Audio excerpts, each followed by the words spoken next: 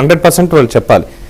సరే ఒకసారి వెంకటరెడ్డి గారితో మాట్లాడదాం. వెంకటరెడ్డి గారు నమస్కారం సార్. ఇది ఈ విగ్రహానికి సంబంధించి చూసారు ఆల్రెడీ ఓపెనింగ్ ఎలా జరిగింది ఏంటనేది, అలాగే ముఖ్యమంత్రి రేవంత్ రెడ్డి గారు ఇచ్చినటువంటి ఎక్స్ప్లెనేషన్ కూడా చూసాం.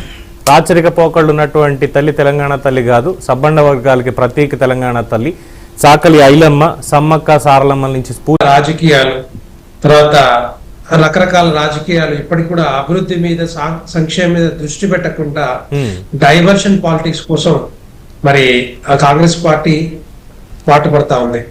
ముఖ్యంగా చెప్పాలంటే తెలంగాణ రాష్ట్రం దగ్గర 60 సంవత్సరాలు పోరాడి తెచ్చుకున్న తెలంగాణ రాష్ట్రానికి 10 సంవత్సరాలు బీఆర్ఎస్ పార్టీ, అంతకుముందు టీఆర్ఎస్ పార్టీకి అధికారం ఇచ్చిన తర్వాత తెలంగాణ తల్లిని తీసుకొచ్చి తెలంగాణ తల్లిని ప్రతిష్ఠించి ఇది మన తెలంగాణ తల్లి అని చెప్పి మన ముందుకు తీసుకొచ్చారు. నేనేమంటున్నానంటే అప్పట్లోనే ఈ గొడవలు ఎందుకు వస్తున్నాయి అంటే ఇప్పుడు చెప్తాను నేను. అప్పట్లోనే తెలంగాణ తల్లిని ఒకవేళ మనం ప్రతిష్ఠించాలంటే ఆ టైంలో ఆల్ పార్టీ మీటింగ్ పెట్టి ప్రతిపక్ష పార్టీలందరినీ కూడా పిలిచి వాళ్ళ ఆలోచనలు కానీ సలహాలు కానీ సూచనలు కానీ తీసుకొని అప్పుడు ప్రతిష్ఠిస్తే అది ఇప్పటికి ఈ మార్చే ప్రసక్తి ఉండకపోయేది.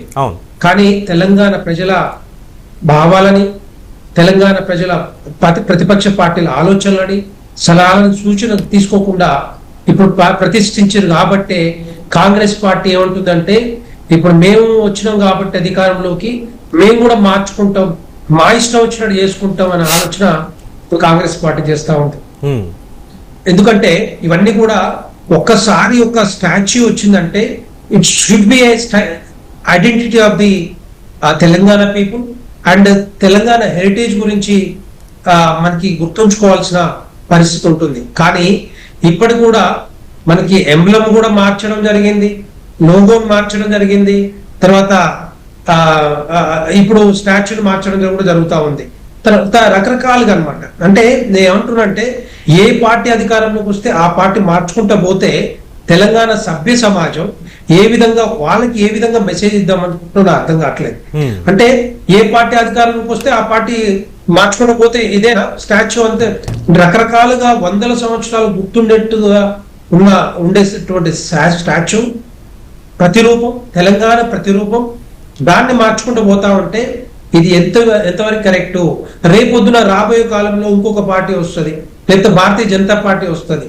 ఆ టైంలో మరి ఏం చేస్తారు? మరి ఇంకొక రూపం మార్చుకుంటూ పోతే ఈ విధంగా తెలంగాణ సమాజం ఒప్పుకుంటుందా, హర్షిస్తుందా? పోనీ అలాంటిదన్నీ కూడా లేకుండా ఇప్పుడు వాళ్ళు కాంగ్రెస్ పార్టీని తెలంగాణ ప్రజలు ఎవ్వరు కూడా అడగలే, ఇమ్మీడియట్ గా మార్చమని అడగలేదు, ప్రతిరూపాన్ని మార్చమని అడగలేదు, రకరకాల ఇష్యూస్ అవన్నీ తీసేయమని అడగలేదు. కానీ వాళ్ళకి ఏంటంటే ఒకరు తీసుకొచ్చిన దాన్ని ఇంకొకరు తీసేయాలి, మేము తీసేయాలి, లెగసీని మార్చాలి, లేకపోతే తీసుకెయాలి. తెలంగాణ ప్రజల మైండ్స్ నుంచి ఆలోచనతోటి చేస్తా ఉన్నారు. మేమేమంటున్నాం అంటే ఏదైనా చేసినా కూడా తెలంగాణ ప్రజలకు కావాల్సింది ఏంటి? అభివృద్ధి, సంక్షేమం. వాటిని పట్టించుకోకుండా, వాటి మీద దృష్టి పెట్టకుండా, ఇచ్చిన హామీలని వాగ్దానాలను నెరవేర్చకుండా రకరకాల 6 గ్యారెంటీలు హామీలను ఇచ్చారు. 100 రోజుల్లో కంప్లీట్ చేస్తున్న రేవంత్ రెడ్డి గారు ఇప్పటికి 1 year అవస్థ ఉంది. 1 year అయిపోయింది ఇప్పటికి. సో 1 year నుంచి దాన్ని నాంచుకుంటూ వస్తా ఉన్నారు. 6 గ్యారెంటీలో 13 అంశాలు ఉంటే 5 అంశాలు మాత్రం టచ్ చేసి ఇంకా 8 అంశాలు అట్లాగే వచ్చారు. రైతులకు కావాల్సిన ఎకరానికి 15,000 రూపాయలు, రైతు కూలీలకు 12,000 రూపాయలు, మహిళలకి మహాలక్ష్మి కింద 2,500 రూపాయలు, దాంతో పాటుగా ఇది మన వృద్ధాప్య పింఛన్లు 4,000 రూపాయలు, విద్యా భరోసా కార్డు ఎక్కడ పోయింది, ఆరోగ్యశ్రీ ఎక్కడ పోయింది, ఇవన్నీ కూడా పట్టించుకోకుండా చాతగానితనంతో అభివృద్ధి ఆర్థిక వ్యవస్థని మెరుగుపరచకుండా ఇన్వెస్ట్మెంట్స్ తేలేక చాతగానితనంతో రోజుకొక పూటకొక మాట మాట్లాడుకుంటూ పేపర్లు వేసుకుంటూ మీడియాలో మరి ముందుకు పోతా ఉంది కాంగ్రెస్ ప్రభుత్వం. ఇదేంటంటే ఆర్థిక వ్యవస్థ, డబ్బులు లేవు వీళ్ళ దగ్గర, పెంచే శక్తి లేదు, స్తోమత లేదు, స్కీములకు సరిపోని డబ్బులు లేవు. ఇదంతా కూడా ఏంటంటే రోజుకో మాట, పూటకో మాట. రోజు ఏమంటున్నారు? ఒక రోజు మూసి ప్రక్షాళన అంటారు, రెండోది హైడ్రా అంటారు, లగచర్ల ఇక్కడ ఫార్మసీకి కడదామంటారు.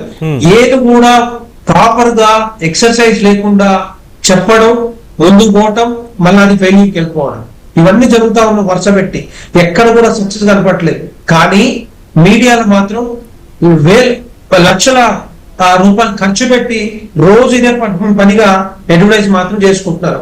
ఒకటి అడుగుదాం అనుకుంటున్నాను, 6 గ్యారెంటీలు పక్కన పెడితే ఇప్పటి కూడా సన్న వడ్లకి సన్న ధాన్యానికి 500 రూపాయల బోనసు చాలా మందికి అందట్లేదు.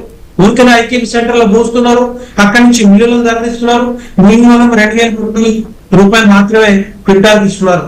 సన్న వడ్లు దగ్గర 2,800 3,000 రూపాయలు పలికే ధాన్యానికి అక్కడ కూడా మరి రైతులు మోసపోతా ఉన్నారు, రైతుల్ని మోసం చేస్తా ఉన్నారు. దాన్ని కూడా పట్టించుకోవట్లేదు కాంగ్రెస్ పార్టీ, కాంగ్రెస్ ప్రభుత్వం. ఎంతసేపు ఉన్న మీటింగ్లు పెట్టాలి, విజయోత్సవాలు జరపాలి. ఏం సాధించిన విజయోత్సవాలు చేస్తారు చెప్పండి? ఈ 6 గ్యారెంటీలకు అమలు చేయలేదు, దాన్ని కనీసం టచ్ కూడా చేయలేకుండా వాటిని మరి ఏం చేద్దాం అనుకుంటున్నారు అర్థం కావట్లేదు. రైతులకు ఇచ్చిన రుణమాఫీ కానీ దాంట్లో 20-40 లక్షల మంది పైన రైతులు ఉంటే 40,000 కోట్ల రూపాయలు ఖర్చు అని చెప్పి వాళ్ళే చెప్పారు. దానికి 31,000 కోట్లు బడ్జెట్లు పెట్టారు, 18,000 కోట్లు రిలీజ్ చేసి 22 లక్షల మందికి మాత్రమే మరి రుణమాఫీ జరిగిందని చెప్పుకుంటున్నారు.